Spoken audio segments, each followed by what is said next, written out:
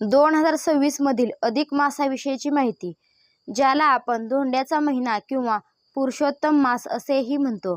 अधिक मास 2026 तारखा या वर्षी ज्येष्ठ महिना अधिक आहे. म्हणजेच 2026 मध्ये 2 ज्येष्ठ महिने असतील.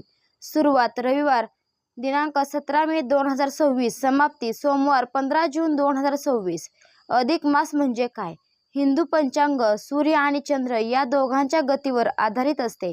सूर्याचे एक वर्ष 365 दिवसांचे असते, तर चंद्राचे वर्ष साधारण 354 दिवसांचे असते. या दोघांमधील सुमारे 11 दिवसांचा फरक भरून काढण्यासाठी दर 32 महिने 16 दिवसांनी एक अतिरिक्त महिना पंचांगात जोडला जातो. या वाढीव महिन्यास अधिक मास म्हणतात.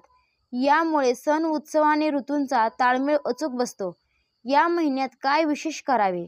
1. धार्मिक महत्त्व.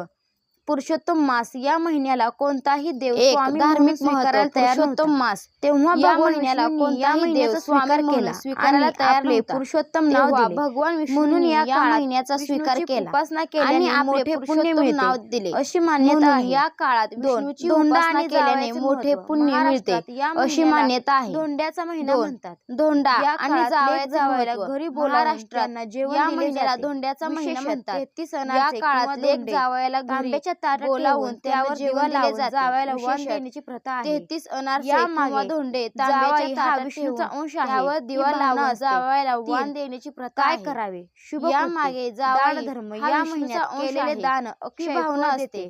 3. दीपदान, काय वस्त्रदान करावे? आणि अन्नाला शुभ विशेष कृत्ये. महत्त्व आहे. दानधर्म, उपासना या महिन्यात भगवान केलेले दान विष्णू ओम अक्षय नमो फळ देते. भगवते वासुदेवाय. दीपदान, जप, वस्त्रदान पोथी, आणि वाचन, अन्नाला श्री विशेष महत्त्व पुरुषोत्तम आहे. महात्म्य किंवा उपासना भगवान 2026 अधिक महिना विष्णू विषयी ओम गीतेचे पठण करणे लाभदायक मानले जाते.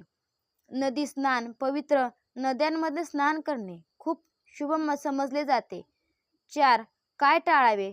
वर्ज्य कार्ये. हा महिना अशुद्ध मास मानला जात असल्याने काही शुभ कारणांना बंदी असते. विवाह, मुंज, साखरपुडा किंवा गृहप्रवेश यांसारखे मंगल कार्य या महिन्यात केले जात नाहीत. नवीन घर किंवा मालमत्ता खरेदी, नवीन व्यवसाय सुरू करणे टाळले जाते. तामसिक आहार, मांसाहार, मद्य इतर टाळून सात्विक जीवन जगण्यावर भर दिला जातो. हा काळ स्वतःच्या आत्माधिक प्रगतीसाठी आणि कुटुंबातील नातेसंबंध दृढ करण्यासाठी खूप चांगला मानला जातो.